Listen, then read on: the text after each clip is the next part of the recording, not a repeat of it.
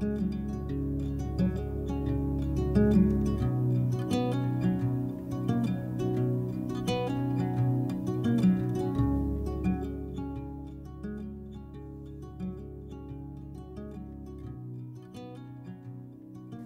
vārds ir Lāsma Ivanova. Esmu Lielpadomes Tautas namā senioru deju kolektīvu vadītāja. Deju kolektīvu vadītāja. Deju kolektīvs ir Mārtiņš ar tādu pamatīgu nosaukumu, ar tādu brīnišķīgu vārdu latviešiem. Esam ar gana lielu pieredzi. Jā, varētu padalīties varbūt par to, kāda ir mūsu pieredze, mūsu ceļš dziesmu un deju svētkos un arī varbūt manējais. Un jāsaka, ka kolektīvs ir diezgan pieredzējis arī dziesmu un deju svētku sakarā, jo šie mums būs 9. lielie dziesmu un deju svētki. Un esam bijuši dalībnieki arī daudzos novadu deju svētkos, reģionālajos svētkos un atsevišķi senioru kolektīvu svētki un vidējās paaudzes. Tātad pa grupām dejotājiem tas diezgan bieži tiek organizēts starposmos starp lielajiem vispārējiem latviešu dziesmu un deju svētkiem. Un mans ceļš sākās ar dejošanu agrā jaunībā. Dejoju Jelgavas pilsētas kultūras namā tautas deju ansamblī Jaunība. Sāku studijā, mācījos kaut kāda 7. 8. klase. Tāda īpaša ietekme no vecākiem nav bijusi. Gāju ar draudzenēm kopā un likās, ka tas ir tas, ko gribas darīt. Un tad, un dejojot tur vairākus gadus, arī tur bija paši mani pirmie svētki kā dalībniecei 1980. gadā, un tad tie saucās Padomju Latvijas, un dziesmu un deju svētki tika pieskaņoti dažādām svarīgām gada dienām, uzvaras gada dienām un vēl kādām, un tas bija tā, ja domājam, ka tāds ļoti liels patriotisms, domāju, ka nē, drīzāk tāda forša kopā būšana, repertuārs ļoti dažāds ar obligātajām nodevām, citautu dejām un citu valstu, sadraudzības valstu dejām. Dejojām gan ukraiņus, gan moldāvus, gan baltkrievus, gan arī krievu dejas, gan vācu, gan čehu, lietuviešu, tātad plašā gan Savienība, gan Eiropa tika vareni pārstāvēta. Un, tie svētki ir bijuši tādi interesanti, varbūt tie 80. 85. gads. Tāds varbūt prātā ir palicis, ka bija jāveido uzraksti laukumā, dejotāji veidoja un tad cēla tādus milzīgus dvieļus. Un tad bija šie uzraksti mainījās un bija miers, darbs un uzvara. Un tas likās tā, liek celt dvieli, celsim, liek stāvēt no punkta līdz punktam, stāvēsim. Tādu nevarētu teikt, ka tā bija tad baigā sajūsma par to, ko mēs darām, bet es domāju, ka nebija arī tāda ļoti lielas pretenzijas pret to, ko mēs darām, jo, mēs dzīvojām iekārtā, kura diktēja savus noteikumus, un ar šīs dienas acīm skatoties, protams, bija dīvaini, jo deju kolektīvs iznāca laukumā, ienesa karogus, un tad bija ļoti ilgi jāstāv, jo vienos svētkos bija tā, ka gājiens gāja cauri Daugavas stadionam, un tad bija ļoti ilgi jāgaida, kamēr tas gājiens viss iziet, un tad stāvi tautastarbs, liels nīčs vainags, saule spīd uz galvas, un tad liekas, ka varētu paslēpties aiz kāda karoga, kuru tu tur turi, un tāds diezgan grūti, tīri no tāda, dziesmu svētki vienmēr ir jūlijā, un saule ir diezgan karsta, un tad tas laika posms, kas ir jāpavada, lai viss šis svētki sāktos, tāds diezgan apgrūtinoši. Bet tas viss ir bijis, un šobrīd, kad ienes karogus laukumā, ir pavisam cita sajūta. Gan valsts karogus, gan kolektīvu karogus. Tas ir tāds īpašs pagodinājums, kad nāk šie cilvēki visi un nes savus karogus, kolektīvu karogus ar lepnumu, un nāk vadītāji, un nāk virsvadītāji, un tas tiešām ir saviņojošs brīdis. Nu jā, un deju kolektīvas vada no arī ļoti sen, no 1984. gada. Man bija tikko palikuši 18 gadi, kad sāku strādāt, un tādu savstarpēju zvanu rezultātā ansambļa vadītājs un repetītori Ludmila Muskara, viņi bija tur runājuši, kad varētu kādu kolektīvu dalībnieku sūtīt, piedāvāt, darboties. Kaut kā iedomājās mani, likās laikam, ka es varētu būt gana spējīga. Un es tā daudz nedomādam teicu, jā, braukšu, un tā es vienā svētdienā ar autobusu braucu uz Lielbatonu, un tad man sagaidīja kultūras nama vadītāja Ņīna Neimane un aicināja, un tad atnāca pirmie dejotāji, kādi 6, 7 viņi bija. Tad mēs sākām kopā darboties. Un tad nākamais mēģinājums pēc nedēļas, tā jau tūlīt 40 gadus. Nākamais mēģinājums pēc nedēļas. Un esam no jauniešu kolektīva izauguši, nobrieduši līdz senioru kolektīvam. Un varbūt esam unikāli ar to, ka kolektīvā ir joprojām cilvēki, kas dejo visu šo laiku. Mums nav tāda īpaša kadru mainība, mums nav tā, ka mēs rudeņos izsludinam uzņemšanu, un tad gaidām, ka mums sanāks pilns kultūras nams ar jauniem dejotājiem. Nē, mēs esam tādi cilvēki, kas turās kopā jau ilgus gadus un dara to ar prieku. Un sastāvs man nemainās, un dejotāji ir. Un mēs, būsim godam sagaidījuši. Nākamgad svinēsim 40. Un, protams, ar kolektīvu ir gana daudz bijuši arī, kā jau teicu, dziesmu un deju svētki.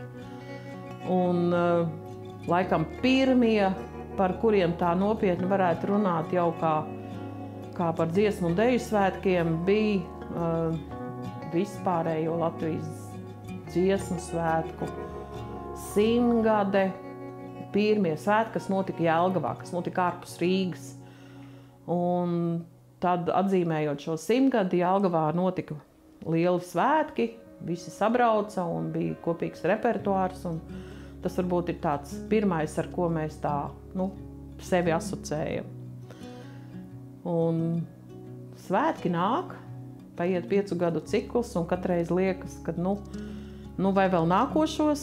Jā, kāpēc nē, mēs vēl nākošos. Un tā mums ir iegadījies, ka mums tās kolektīva jubilejas arī ir praktiski vienmēr gadu pēc dziesmu svētkiem, un tad pabeidzot deju svētku ciklu, tad liekas, ko tad mēs tālāk darām, ko darām, svinam jubileju un tad skatāmies, un tad tā tas iet uz priekšu. Un ar dejotājiem mums ir tāda nerakstīta vienošanās. Savulaik es mainot dzīvesvietas no Jelgavas uz Rīgu un tagad uz Babītes. Man jau jāsaka, ne vairs Babītes novadu, Mārupas novadu. Tad dejotāji saka to arvien tālāk, un vai tu vēl brauks pie mums? Tas taču ir tik tālu, un tad es viņiem vienmēr saku, ja jūs nāksiet, tad es braukšu. Un viņi man atkal saka, ja tu brauksi, mēs nāksim. Tā mēs kopā arī turamies. Par tādām notikumiem dziesmu un deju svētkos ir grūti izšķirt, kuros svētkos tieši kas ir noticis tāds īpašs, jo svētki, tā ir tradīcija. Tur diezgan prognozējami tā norise, būs tātad mēģinājumi, būs koncertu daļa, būs balles daļa un būs gājiens un noslēguma koncerts. Varbūt interesanti ir tas, ka kādreiz senākos laikos mēģinājumi notika veselu nedēļu. Tā intensīva mēģinājuma. Šobrīd tas ir saīsināts praktiski uz 3 dienām. Trešās dienas noslēgumā ir jau ģenerāla mēģinājums, kad arī skatītāji tiek aicināti stadionā. Un mēģinājumi notika gan Rumbulas lidostā, gan Spilves lidostā un tādos mazos laukumos skrejceļa garumā dejotāji bija sadalīti un virsvadītājs uz tādu neliela paaugstinājumu, mēģināja kaut ko saskatīt, salikt rakstus un zīmējumus kopā, tad šobrīd visi mēģinājumi notiek Daugavas stadionā. Daugavas stadions attīstās, sporta dzīve tur kļūst ar vien nozīmīgāk un samazinās šo papildus laukumu skaits, līdz ar to vairāk ir iespēja, pareizāk sakot, ne vairāk iespēja, bet pamatā mēģinājumi notiek Daugavas stadionā. Un tas ir tāds interesants process, īpaši pirmais mēģinājums, kas sākas 8 no rīta, kad ir jābūt visiem ieņēmušiem vietas laukumā, un tad pamazām no visām malām, no visiem vārtiem, no visiem stūriem nāk kolektīvi ar krāsainos krekliņos, atrod savu vietu laukumā pēc noteikti cipara, sastājās, un tad virsvadītājs sasveicinās ar visiem, un tā pāraugot laukumu, pārjautā, vai kāds ir, ja kāds nav ieradies, tad meklē, kur palikuši, un tad tādas kolektīvas sasaukšanās. Un tas ir tāds ļoti saviņojošs brīdis Teju svētkos. Jā, un tad jau mēģinājuma process, un ja virsvadītājs ir visu izdomājis un paredzējis, tad tas notiek raiti, diezgan žigli, un visi saprot, kas ir jādara, jo es domāju, ka mums ir ļoti augusi arī šī gan tehniskā varēšana, gan kolektīvu spējas dejot kopā. Tas varbūt katrs kolektīvs atsevišķi ir lielisks un māksliniecisks, bet vēl jau ir jāsadejo arī kopā visiem un jāspēj orientēties gan strīpās, gan punktos, gan laukumos, gan ciparos, un jāsaprot, kādi kolektīvi dejo kaimiņos, un tad ir visgarākais process patiesībā ir uznākšana un noiešana no dejas. Jo, lai tas noritētu koncertā ļoti raiti, ātri, lai būtu pilnīgi skaidrs, pa kuru ciparu līniju vai punktu līniju ir jādodās prom uz stadionu vārtiem, jo blakus nāk nākamās dejas dejotāji, ja, tad tam ir jānotiek ļoti raiti un ļoti organizēti un ļoti tam ir jābūt gatavam. Un šis aizņem visvairāk laika. Pati dejošana, deja visdrīzāk, ir cik deja gara tik ir. Kādā reizē virsvadītājs varbūt apstādina un saka, ka tagad paņemsim vēlreizīt, jo mums tur kaut kā īsti nesanāca, vai tur līnijas nebija, vai kādi punkti nebija sasniegti, ja, tad tas uznākšana, noiešana, tas ir laikam tas sarežģītākais. Būtiski ir, lai kolektīvi, lai dejotāji justos labi, viņiem deja ir jāzina, un arī visas izmaiņas, kas notiek laukuma zīmējuma dēļ, tās arī ir jāiemācās, un tad ir jāsaprot, ar kuru kaimiņu kolektīvu ir jāsadejo, cik svarīgi ir līdzināšanās.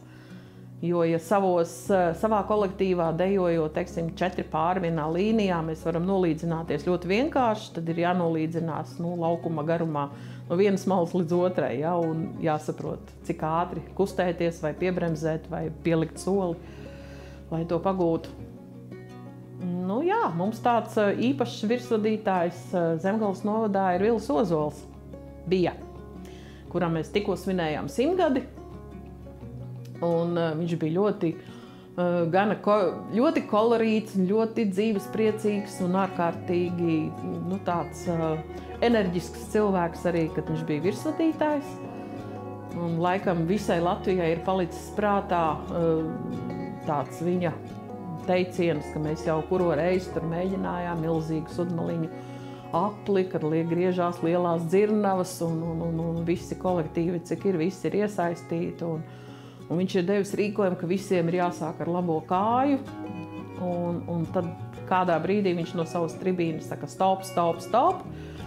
Un tas viss jau neapstājas uzreiz, tas viss turpina kustību, un tad stājās, un tad ir tāds seko, ka tur puisi, tev tur sarkanās bikses, un tu sāki ar nepareizo kāju, un mēs sāksim vēlreiz un visu no gala.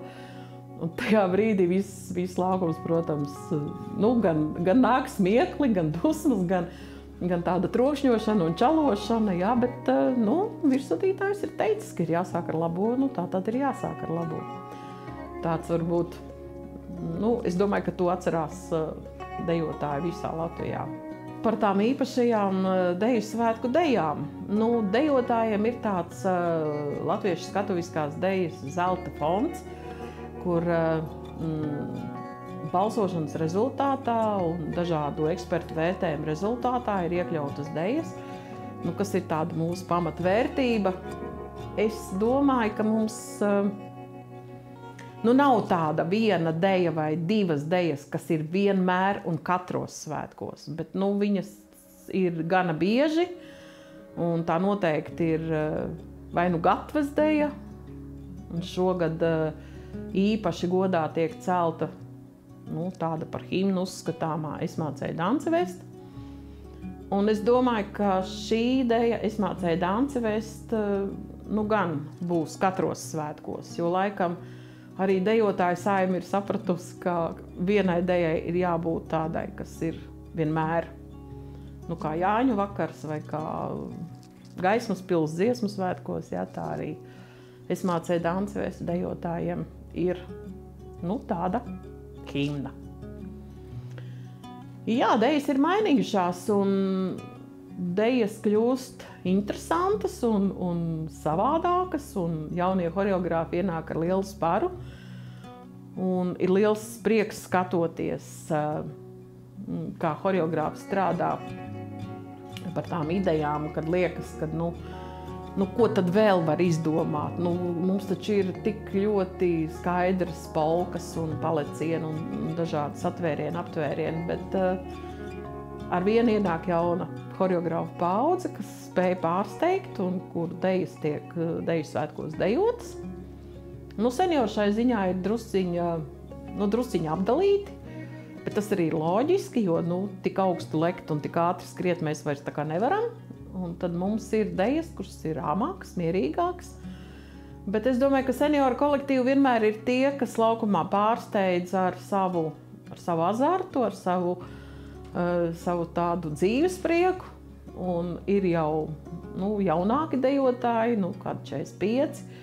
Bet varam redzēt arī tādi, kas ir ļoti sirmām galvām un 80 un vairāk. Ja, tā kā vienmēr ir milzīgs prieks par šiem cilvēkiem, kas tik ilgus gadus ir šajā amatieru kustībā un deju svētkos piedalās. Lielpatonē dejotāji ir tādi universāli. Universālie kareivi, kā var klusiņām teikt, viņi ļoti labi dzied. Ja vajag, viņi spēlē teātri un pavisam noteikti dejo.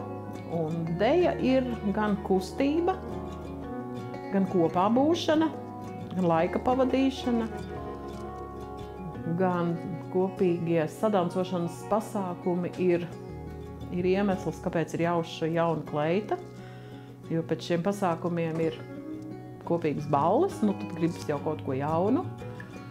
Un tā ir tiešām tāda lieliska kopā būšana. Un domājot par to, kā cilvēkus aicināt, es nezinu, man nav šādas pieredzes, man tie cilvēki ir nākuši, un es esmu pirmkārt, viņi ir aicinājuši mani, mana darbības pirmsākumā, un es īsti nezinu, kā tas ir, kad ir jāmeklē dejotāji, jo vienmēr jau mēs kādu ģimeni vai kādu pāri vēl zinām, kurš vēl nedejo, ar kuriem vajadzētu aprunāties. Bet es esmu sapratusi arī, ka cilvēki, tie, kas dara kaut ko, viņi dara visu, lielākoties. Grūti ir apvienot kori un deju kolektīvu, bet, jo mēģinājumi tomēr sakrīt, un tad, lai nebūtu tā, kad, kā jau vienmēr saka, ja koris vēl tur bez viena dziedātāja varētu iztikt, tad dejotāji nekā, mums ir jābūt pilnīgi visiem, un nav pieļaujams, ka kāds nebūs bijis mēģinājumā un līdz ar to nezinās, kurā vietā viņam ir laukumā jāatrodās. Un kas ir interesanti, ja virsvadītājs stāv tribīnē un skatās, tad viņš patiešām redz katru dejotāju. Un viņš redz katru, kurš nav ieradies, vai kurš ir izkāpis no līnijas, vai kurš ir kaut ko citu sācis darīt. Tiešām redz katru, jo dejotājiem kādreiz liekas, oi, mēs tur daudz tūkstoši uz laukumu, un, tā, ka es tur nošmaukšos, un man tur īsti neredz. Tiešām redz katru. Un tad ir tā, es arī esmu kādreiz, ne virsvadītāja tribīnē, bet augstāk uzkāpu uz stadiona tribīnēs un skatījusies, un, protams, tas pirmais jau ir, tu meklē to savu kolektīvu ar acīm, vai tur gribi redzēt, vai viņi ir izdarījuši visu, un tad reizēm ir smieklīgi, kad nonākot lejā un sakot, un tad zinot, kurš dejotājs stāv, tu tiešām var pateikt, tu tajā gājienā, tai vietā, tu izdarīji nepareizi, tu apgriezies otrādi. Viņš saka, kā tu redzēji? Es saku, bet to, es skatījos konkrēti uz jums, tāpēc es arī redzu, ja, bet tiešām redz katru, un tāpēc ir ļoti būtiski un ļoti svarīgi, lai dejotāji to darītu ar atdevi, un dejotāji to darītu ar prieku, jo arī priecīgo seju arī redz. Lai cik tas jocīgi nebūtu, ja liekas laukums pilns ar cilvēkiem, ko tur var ieraudzīt. Bet nē, redz, tiešām redz. Un tas ir, tas tādiem, dejotājiem tas ir jāpatur prātā, dodoties laukumā, ja, jo, ja domā kāds, ka mēs varam, tā kā mani tur laukumā nepamanīs, un es tagad varu nohaltūrēt vai nošmaukties, tā nav. Tā nav, un tad jau arī tas dejas prieks arī drusciņi tiek sabojāts, gan skatītājiem, gan arī pašiem. Par tādu kolektīva sadzīvi. Dziesmu svētkos, deju svētkos vienmēr dejotāji, dziedātāji dzīvo skolās, guļ uz matračiem, ēd kopīgas brokastis, kopīgas pusdienas. Jelgavas novada kolektīvi ir bijuši dažādās skolās. Savulaik Imantā bija vidusskolā, kur mēs braucām, bija ļoti tālu jābrauc ilgstoši, lai nokļūtu mēģinājumu un koncertu vietās. Tad kādu laiku mēs bijām Jūrmalas gatavē, tagad viņas saucās dizaina vidusskola, daļamatniecības vidusskola, jo es nezinu, kā viņi tagad pārkristīt. Un šobrīd pēdējos gadus, pēdējos 2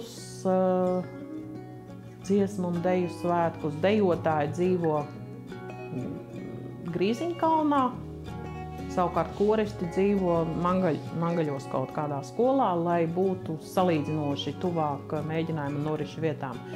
Līdz ar to mums ar koriem arī vairs nesanāk īsti satikties. Parasti skolā tad ir tikai tā kā deju kolektīvi kopā un kori atsevišķi. Kopīgas balles. Reizēm notiek, reizēm nē, reizēm spontāni. Kāds saorganizē, un tad nekas neatliek kā vienkārši atļaut un ballēties. Bet lielākoties jau dejotāji ir diezgan, jo tas mēģinājumu dienu skaits ir samazinājies un slodze ir diezgan liela. Un tad, kad atnāk no pēdējā mēģinājuma, tad patiešām ir tā, ka gribas aiziet dušā un apgulties un paēst vakariņus un pacelt kājas augstāk. Lai tā atpūsties, jo rīts jau sākas ļoti agri, rīts sākas arī 8. Un viena diena ir ar 2 koncertiem, tad liekas jau, ka tas pārtraukums ir tāds, ka gribas tiešām atpūsties un gribas varbūt vēl kaut kur izskriet uz pilsētu un paskatīties kaut ko no svētku norisēm. Ar Zemgalē, Zemgalē mums liela ir. Mums ir Dobeles novads, Bauskas novads, Jelgavas novads, pilsētas. Bet, ja mēs runājam par Jelgavas novadu, tad, mēs tiekamies kolektīvi gan skatē, gan arī tādā ziemas sadancī, kad visi kopā sadejo obligāto repertuāru un izvēles repertuāru. Un šogad svinējām arī Viļu Ozola 100-gadi, un tad arī bija kopīgs pasākums Valgundē. Tas jau ir kolektīvi ieskatos, cik mēs draudzējamies ar kaimiņiem, cik meklējam draugus drusciņi no tālākām vietām. Es vienmēr esmu gribējusi, lai kolektīvam draugu lokā ir kādi kolektīvi no drusciņi citiem novadiem, jo tad satiekoties repertuārs nav vienāds, un tad ir drusciņi citi tērpi, un ir tas koncerts kļūst interesantāks. Un arī pašiem aizbraukt ciemos ir, protams, interesanti, ja var doties uz Madonas novadu vai vēl kaut kur, kad, jo Jelgavas novadā mēs tiekamies, mums ir gan kopmēģinājumi, gan kopīgi pasākumi, bet mēs tā neesam tādi ļoti. Tuvie kaimiņi, jā, tur Vilcis pagasts, jā, un Meleja, bet katrā kolektīvā tas tiek organizēts citādāk. Mēs esam ļoti bagāta tauta. Mums katram, pilnīgi katram, mums ir pa tautas dziesmai. Un, ja palasām šīs tautas dziesmas, tad visas pamatlietas, visas pamatvērtības, visas gudrības tur ir iekšā. Vajag tikai meklēt, atrast. Un, kā kādreiz teica Villis Ozols, dziedātāji un dejotāji ir vislabākie cilvēki. Jo viņi nekad nečīkst, viņi ir enerģiski, viņi ir azartiski, viņi visu var atrisināt, viņi visu spēj izdarīt, viņi spēj saplānot savu laiku. Viņi nav čīkstētāji. Un man šķiet, ka kaut kādā brīdī sāk ļoti daudz balsīs dzirdēt čīkstēšanu par to, ka viss ir slikti, ka nav tā vai nav šā, vai vēl kaut ko nav kaut kas izdarīts, vai kāds par kādu nerūpējās. Es gribu teikt, ja mēs paši vairāk domājam par to, ko varam izdarīt, tad mēs varam sasniegt ļoti daudz. Un amatieru māksla, gan dziesma, gan deja, noteikti ir veids, kā to panākt.